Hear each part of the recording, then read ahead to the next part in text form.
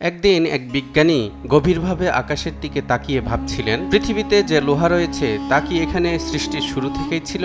তার মনে প্রশ্নটি বারবার ঘুরপাক খাচ্ছিল। কেন পৃথিবীতে এমন এক শক্তিশালী উপাদান রয়েছে যা আমাদের জীবনের জন্য এত গুরুত্বপূর্ণ? প্রশ্নটি তাকে অবাক করে দিয়েছিল, কারণ লোহা আমাদের দৈনন্দিন জীবনে শুধু একটি ধাতু নয়, এটি গঠন, শক্তি, স্থিতিশীলতা সবকিছুতেই গুরুত্বপূর্ণ ভূমিকা রাখে। এবং তখনই তার মনে এক আশ্চর্যজনক প্রশ্ন জাগলো, পৃথিবীর লোহা কি পৃথিবীতেই জন্ম নিয়েছে, নাকি এর আসল উৎপত্তি মহাজাগতিক কোনো কিছু থেকে? দর্শক, এতক্ষণে সেই বিজ্ঞানীর মতো আপনার মনেও নিশ্চয়ই প্রশ্ন জেগেছে, তাহলে কোথা থেকে আসলো এই লোহা? লোহা প্রাচীনকাল থেকেই মানুষের কাছে পরিচিত একটি ধাতু। ধারণা করা হয় অন্তত ৫,০০০ বছর ধরে মানুষ লোহা ব্যবহার করে আসছে। পৃথিবীর ভূত্বকে লোহার পরিমাণ প্রায় শতকরা ৫ ভাগ হলেও লোহাকে কিন্তু প্রকৃতিতে মুক্ত অবস্থায় পাওয়া যায় না। আকরিক থেকে লোহা নিষ্কাশন করা হয়। লোহার প্রধান আকরিকগুলো হলো হেমাটাইট, ম্যাগনেটাইট, আয়রন পাইরাইটিস, সিডারাইট এবং লেমোনাইট। পৃথিবীর বিভিন্ন স্থানে প্রচুর লোহার আকরিক পাওয়া যায়। দর্শক, এবার আপনার মনে প্রশ্ন জেগেছে, আকরিক কি জিনিস? আকরিক দ্বারা কোনো প্রাকৃতিক পাথর বা শিলাকে বোঝানো হয় যার মধ্যে মূল্যবান খনিজ পদার্থ থাকে, বিশেষ করে ধাতব খনিজ পদার্থ।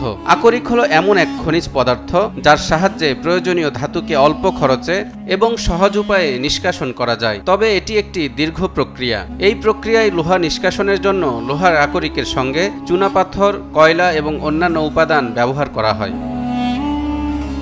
পৃথিবীতে যতগুলো ধাতু রয়েছে তার মধ্যে লোহার ব্যবহার সবচেয়ে বেশি। স্থলপথে কিংবা আকাশপথে, জলপথে কিংবা রেলপথে, বাহনে কিংবা নির্মাণে, গবেষণার পরীক্ষাগারে কিংবা যুদ্ধের ময়দানে, কোথায় নেই এর ব্যবহার? এমনকি আমাদের মানবদেহের জন্যেও লোহা অপরিহার্য। রক্তের হিমোগ্লোবিনের মূল উপাদান হলো লোহা, যা আমাদের দেহে অক্সিজেন পরিবহন করে। কিন্তু এত দরকারি ও উপকারী লোহা পৃথিবী নামক গ্রহে আমরা পেলাম কি করে?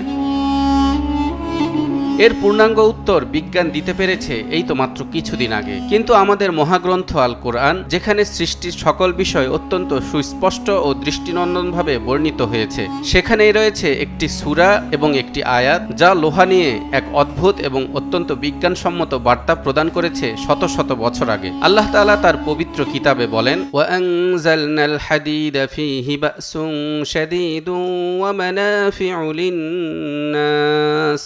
আর আমি আকাশ থেকে লোহা অবতীর্ণ করেছি, যাতে আছে প্রচণ্ড শক্তি এবং মানুষের জন্য বহুবিধ উপকার।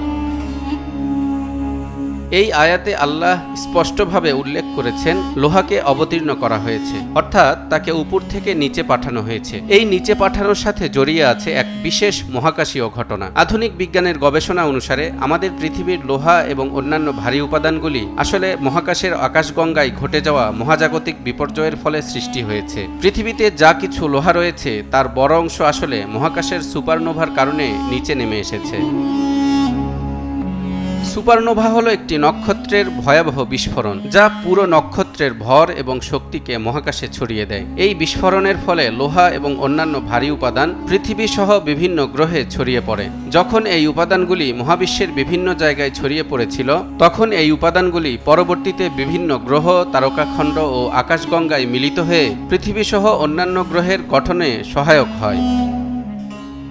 এই তথ্যটি বিশ্ববাসীর সামনে নিয়ে আসেন Kavli Institute of Particle Astrophysics and Cosmology এবং স্ট্যানফোর্ড বিশ্ববিদ্যালয়ের ডিপার্টমেন্ট অব এনার্জির একদল গবেষক। ২০১৩ সালের এই যৌথ গবেষণায় উঠে আসে প্রায় ১০ বিলিয়ন বছর আগে ক্লাস্টার গ্যালাক্সিগুলোর মধ্যে ভয়ানক সংঘর্ষের ফলে কিভাবে লোহা সব গ্যালাক্সির মধ্যে ছড়িয়ে পড়ে।